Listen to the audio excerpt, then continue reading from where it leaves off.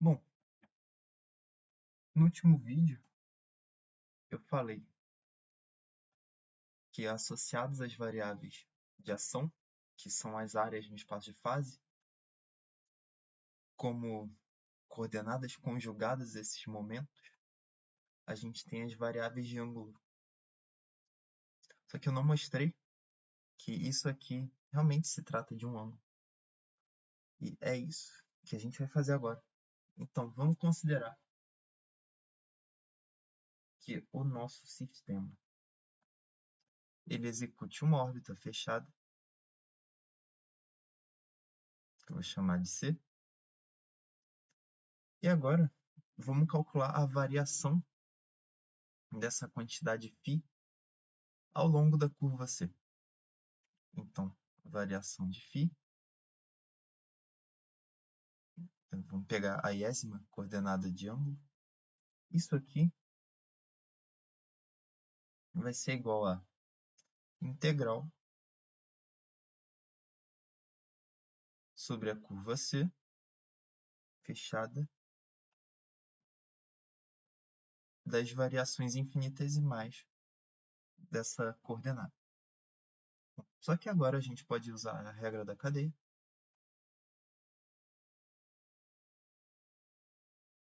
e escrever essa coordenada em termos das coordenadas antigas usuais. Então, isso aqui fica a derivada de φ com relação à coordenada k vezes d, que é k. E eu tenho que somar as contribuições para todos os k's. Normalmente eu usaria a convenção da soma implícita de Einstein, só que aqui eu vou deixar explícito que eu estou somando para todos os valores de k. Bom, na definição dessas variáveis de ângulo, elas são a derivada da função principal em relação às variáveis de ação. Então vamos usar isso.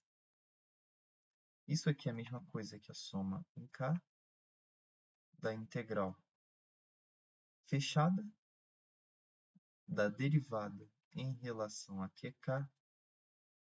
Agora, a variável de ângulo é a derivada da função principal com relação à variável de ação vezes d, que é k. Só que, agora, dá para trocar a ordem em que as derivadas estão sendo tomadas. E eu vou jogar essa derivada com relação à variável de ação para fora da integral, já que a integral não depende dela. Então, isso aqui vai ser a mesma coisa que a derivada com relação a ji da soma em k da integral na curva fechada da derivada de w com relação a qk integrada em relação a qk. Só que lembrando, esse w aqui, ele está associado a uma função geradora de segundo tipo, né? Então, ele tem uma relação para as coordenadas novas que a gente usou aqui para determinar quais são essas coordenadas angulares φ. Só que ele também tem uma relação para as coordenadas antigas, que é π igual a derivada de w com relação a qi, por ser uma função geradora de segundo tipo. Então, a gente substitui essa relação. Percebam que o π ele surge aqui com a derivada de w com relação a qk, é pk, na verdade. E olha só que legal. A gente tem, então, a derivada com relação à variável de ação ji, da soma em k, da integral na curva fechada de pk, d, que é k. E esse cara aqui é justamente 2π vezes a variável de ação jk. Então, quando a gente deriva com relação a ji, essa soma, vai aparecer uma delta aqui, somando todos os valores possíveis, vai dar 1. Então, no final, esse cara dá 2π.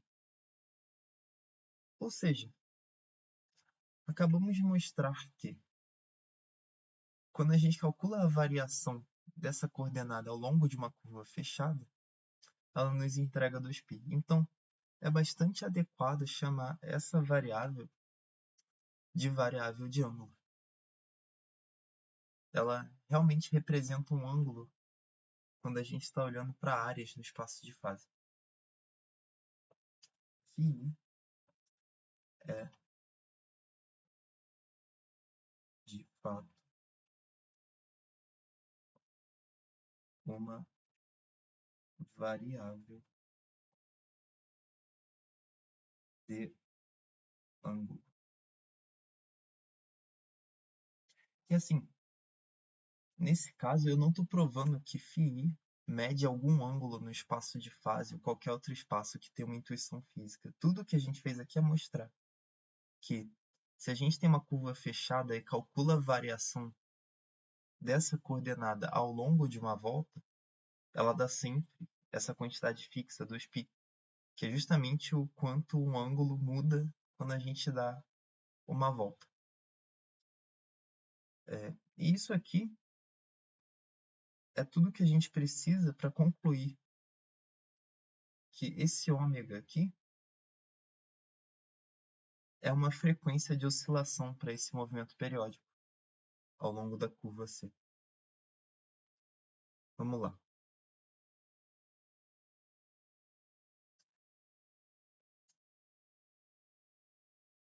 A gente tinha chegado à equação de que φi de t é igual a φ inicial mais ômega-i vezes t.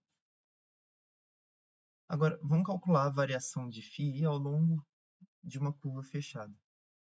Isso vai nos dar o tempo que demora para concluir a volta em uma curva fechada, é o período de definição. Então, a variação de φ no período vale ômega-i vezes o tempo,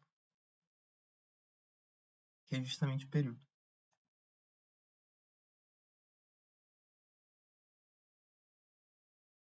Só que essa variação de φ ao longo do período, a gente mostrou que ela vale 2π.